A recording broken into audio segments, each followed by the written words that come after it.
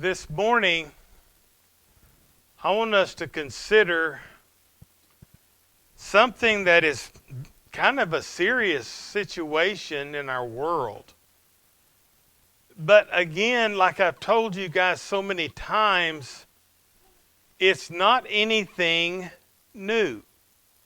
It's been happening throughout the millennia, throughout the centuries. And that is how an individual wants to view the things of the world. That is, as we walk the path of life, how do we deal with what we come in contact with?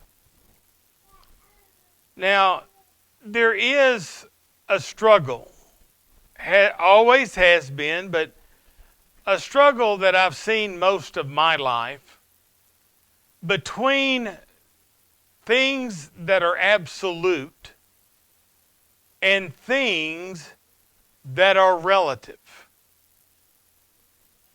Or which is which, and how do I want to define those things? We read in the book of Jeremiah. In Jeremiah chapter 32, beginning in verse 37. He says, "Behold, I will gather them out of all the lands to which I have driven them in my anger, in my wrath, and in my indignation.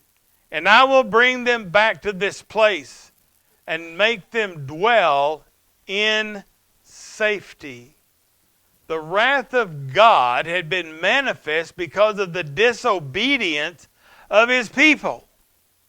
But He's saying now, I'm going to gather them back and make them dwell in safety. Verse 38. He says, "They shall be my people, and I will be their God.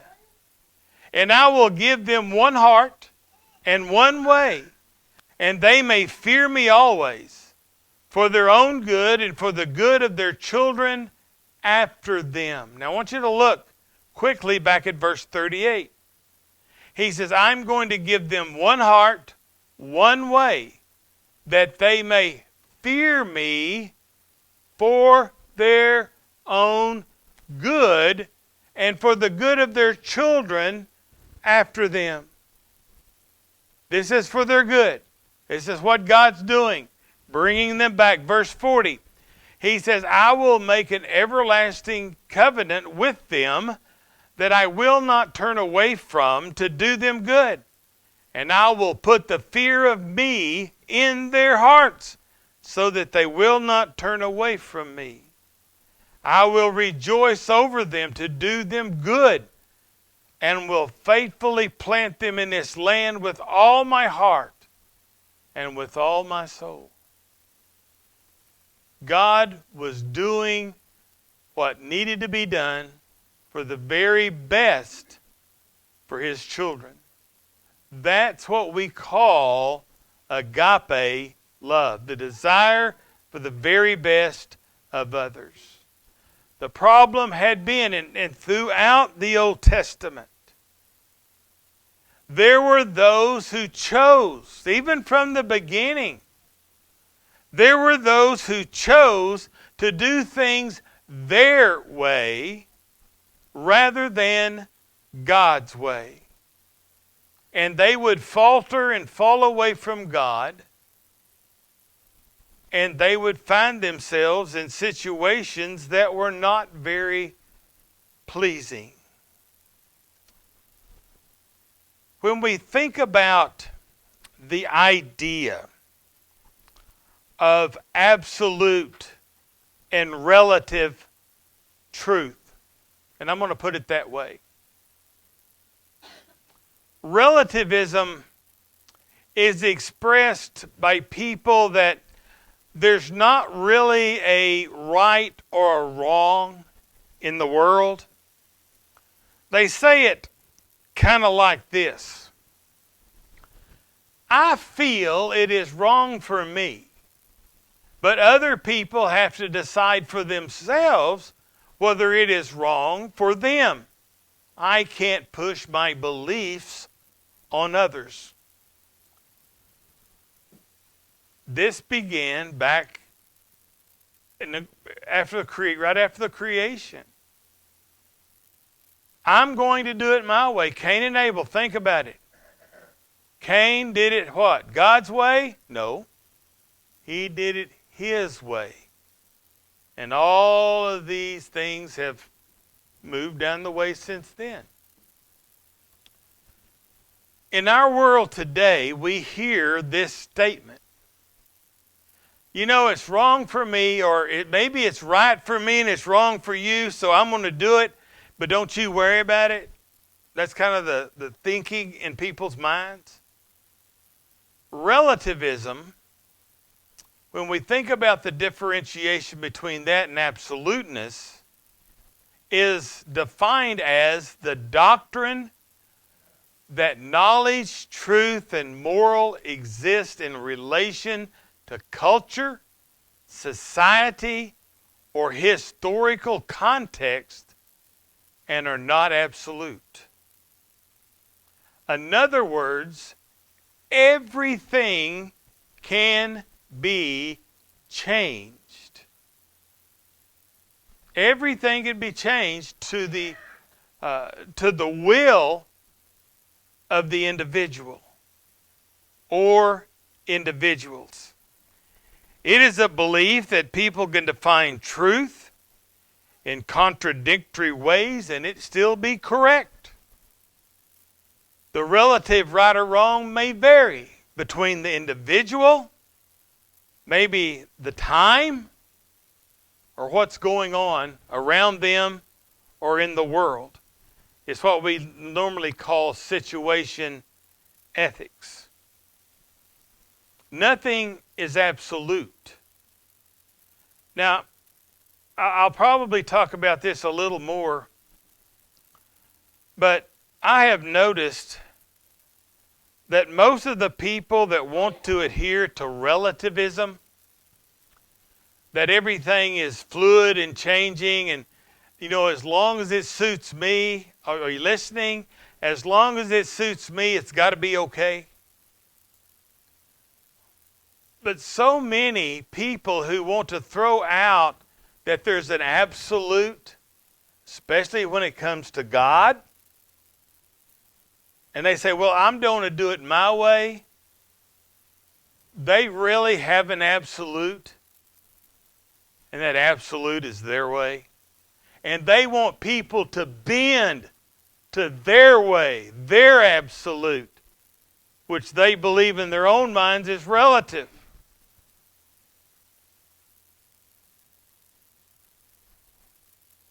Relativism is popular today. As long as I get my way, as long as we can do it my way. Now, your way, if I don't like it, it's wrong. You can't do that. So see, we're not true to the idea and the doctrine of relativism because people want to do their own thing. Or, if you'll notice, we're kind of like cattle sometimes.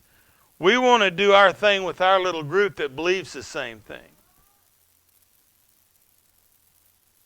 We live in a world today that has a strong drive to deny anything from a creator.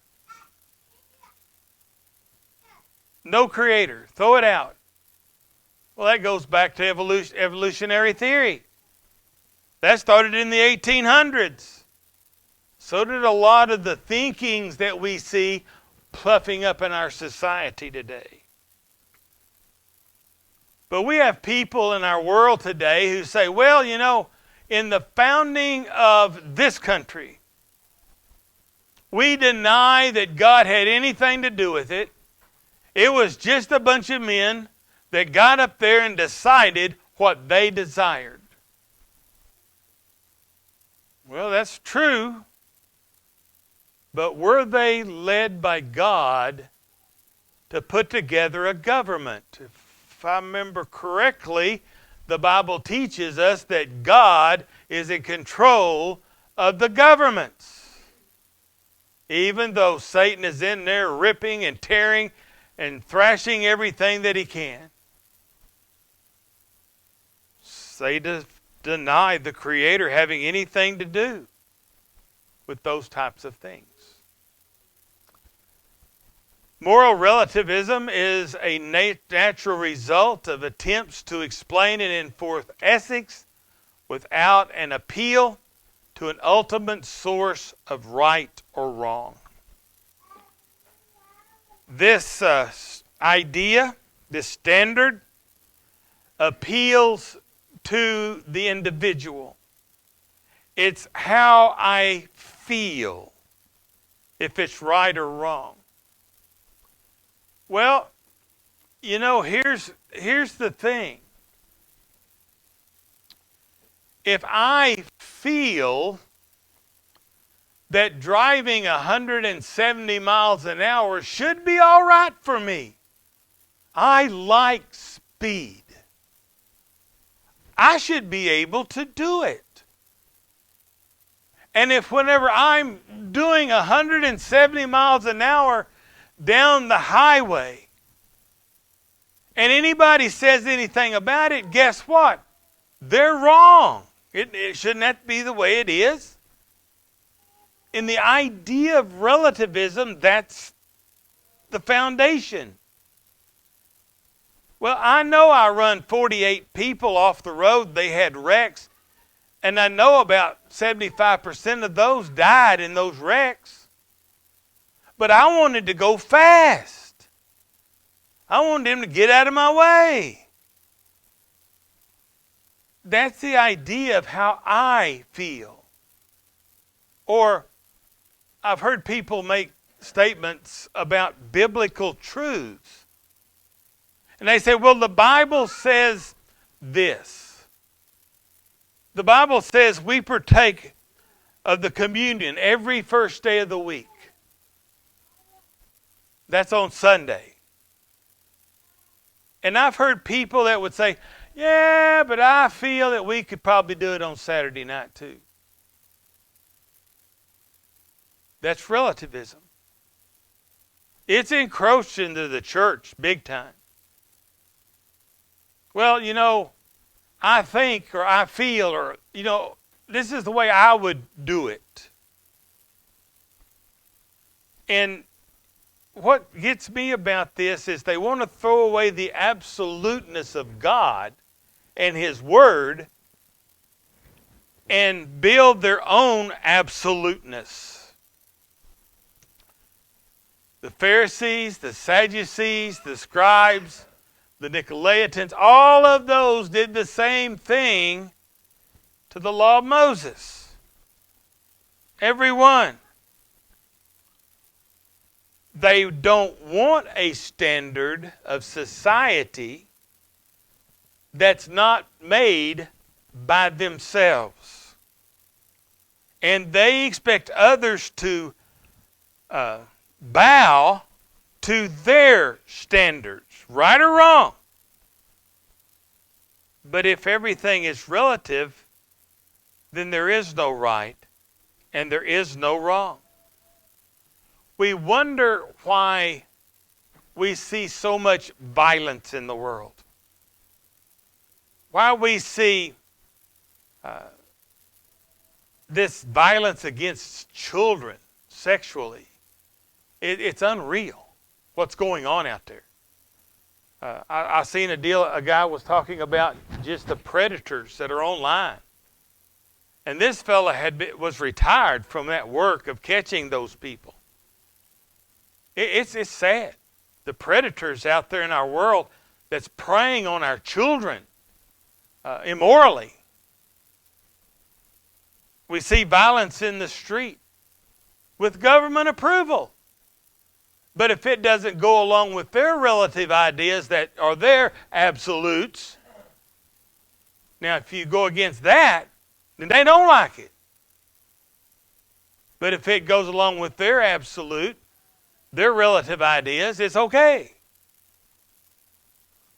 We're seeing, I watched a little bit of this just the other day, but we see a European country right now, and I'm not talking about the war over there.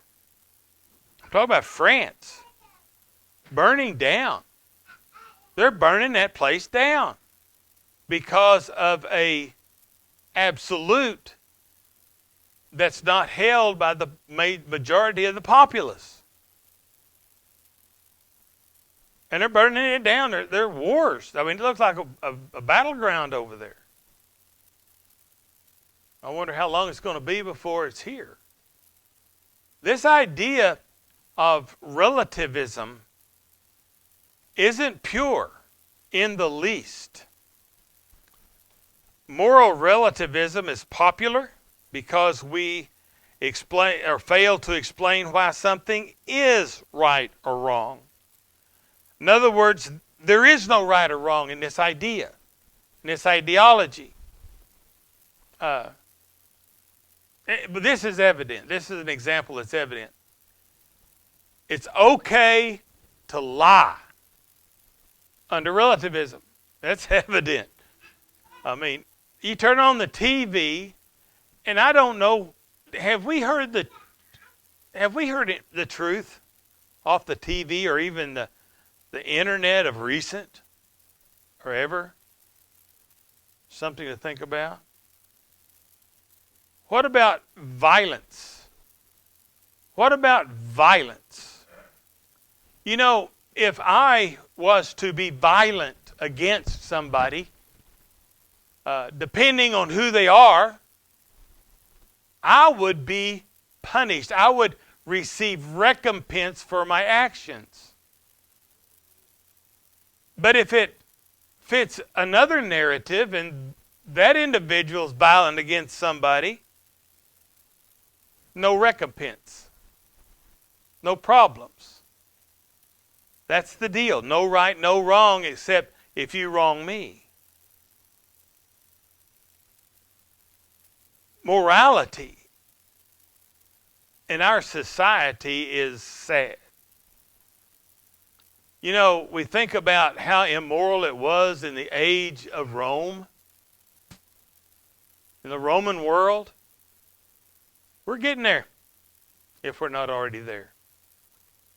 What was going on in Rome is going on in our world today. Go back and do some study on that. Without understanding the why, the pleasures of sin will take us over. And so, sadly, will the consequences. Because there is an absolute right and wrong. And it is from God. Because God is the source of all truth. Jesus taught in John chapter 14 in verse 6. I am the way, the truth, and the life. No one comes to the Father but through me. Jesus didn't say, I am one of the ways. He didn't say, I'm one of the truths. He didn't say, I'm one of the lies. He said, I am the singular one. There's no other way to God but through Christ Jesus. Doesn't matter what we want to think, what we want, what we desire, what anybody else says. Jesus said, the Son of God said He is the way. As He ascends back into that heavenly abode. Matthew chapter 28:18, right before His ascension, Jesus came up and spoke to them saying, all authority has been given to me in heaven and on earth. He didn't say part of it. He didn't say it was given to me and so and so and so and so and so and so. He said, it was given to me. From whom? By God, deity. Jesus has all authority in this world. Even though there are so many sad things that are allowed. Dear friends, whether people want to hear it or not, and I note this one lady that I saw the other day she's having a fit. I don't want to hear any of that. The Bible says this, and this passage says this, and this passage says, I don't want to hear that stuff. I don't believe in that. Well, she's into this alternative, this relativism. But here's a sad commentary. Without it, you're lost. Because God is the definer of right and wrong, and He has given us His Word to depict and for us to detect that reality. And what God has given us never changes. Does not change. People today say, well, relatively thinking, the Bible, I know what the Bible says about it, and you add in whatever it may be it is. I know what the Bible says about that, but this is the 21st century. Things can change. No. God does not change. He tells us, this is what I want, this is what you do, and this is the outcome. There's no messing around. In James chapter 1, verse 17, it says, every good thing given and every perfect gift is from above, coming down from the Father of lights, with whom there is no variation or shifting shadow. There's no difference. God tells us what we need to do, and we do it. God has always remained the same from the beginning. In Hebrews 13, verse 7 says, remember those who led you, who spoke the word of God to you and considered the result of their conduct, intimate their faith. Jesus Christ is the same yesterday and today and forever. Deity does not change. This idea of relativism that everything is changeable and adjustable to our desires, it doesn't change.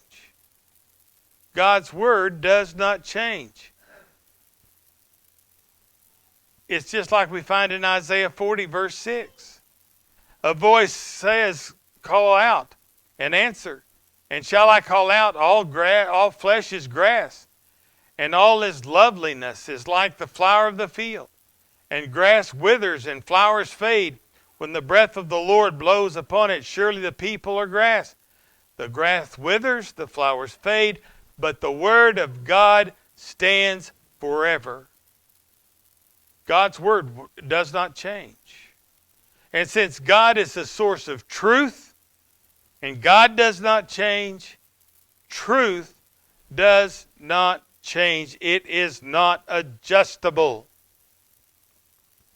Even people who believe in moral relativity prove that there is a higher absolute standard. It gets back to the idea of lying. Those people do not like to be lied to, even though they believe in relativism. These people don't like to be yelled at, even though anger should be all right. If everything was relative to an individual, then no one could feel bad when they were mistreated. But how many of these who run around saying, oh, you've hurt my feelings.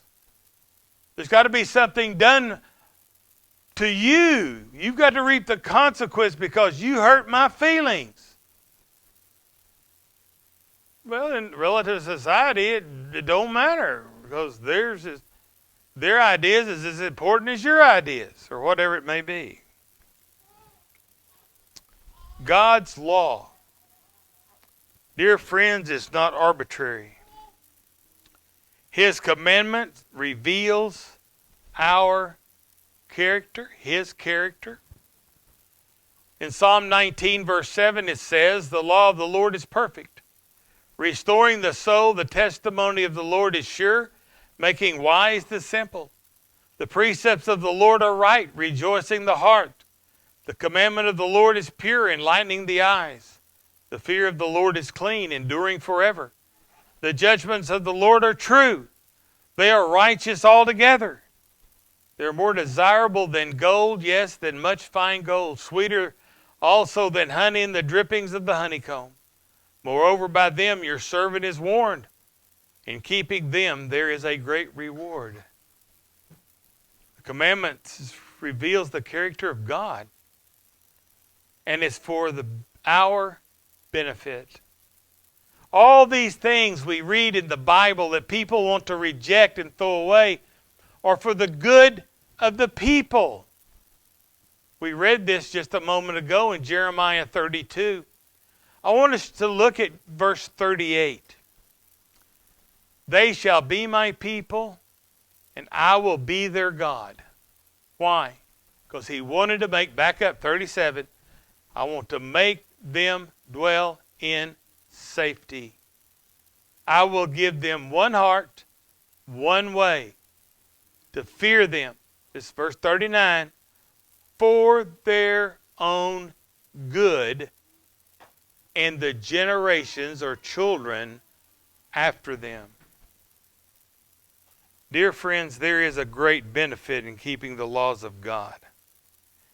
And those laws are not burdensome. 1 John 5 verse 3 says, "For this is the love of God, that we keep His commandments. And His commandments are not burdensome." Everything that we find in the context of God's Word is for the good of the individual. It is Satan that's out there leading people away from what's good for them. And that's called relativism.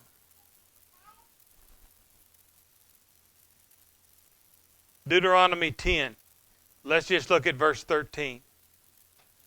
"And to keep the Lord's commandments and His statutes, which I am commanding you today for your good."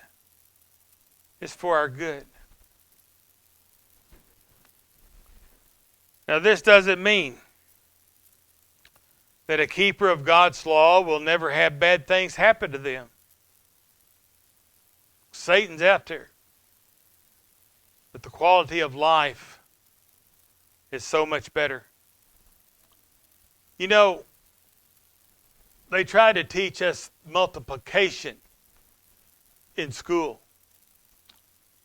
And somebody come along and they said 5 by 4 is 20. I've heard some say of recent that, nah, that's not right. That might be 25. Or it might be 19. That's relativism. But we have absolutes everywhere in our world. Gravity is an absolute. If you go out here and you jump off, get on top of the building and jump off, you will not fly away. But you will hit the ground. Now, some people are going to hit the ground and roll and get up and laugh. Some, like me, is going to hit the ground and they're going to go plop, and that's going to be it. You're there. That's gravity. It's a reality. Mathematics is a reality. It's an absolute. God tells us why things are right or wrong. He explains what happens in the long run. We know that, and it's to help others. It's because of God's love for us. Proverbs chapter 11, verses 25 through 26 says, "The generous man will be prosperous, and he who waters will himself be watered. And he who withholds grain, the people who will curse him. but blessed will be on the head of him who sells it. Continuing on, it says there in verse 19 of Proverbs 12, truthful lips will be established forever, but a lying tongue is only for a moment. And then in Proverbs 14, it notes that we don't need to be hanging around people that might lead us away from God. Proverbs 14:7, a scoffer seeks wisdom and finds none, but knowledge is easy to one who has understanding. Leave the presence of a fool, for you will not discern words of knowledge. Who do you hang out with? That might be the thing to say. Dear friends, the acceptance of truth requires that we be those who follow God. Absolute truth does not change, nor does a person who holds on to it and lives by it. But if we do not, then we falter away. We need to allow the fear of God to be in us. And you can stand there all day long and say, oh, I don't believe in God. I don't believe in the absoluteness of God. I don't believe in the Bible. I don't believe that I'm going to live like the Bible asks me to live. And that's the choice that you have the right to make. But you will reap the whirlwind. You will reap the consequences of your decision. I encourage us all to seek the absolute truth of God's Word and live it. Because not only does it give us a better life here, but it gives us the greatest in the after while. If there's a need on your heart that we can assist you with in any way, please allow us to do so. Come now, as together we stand and as we sing.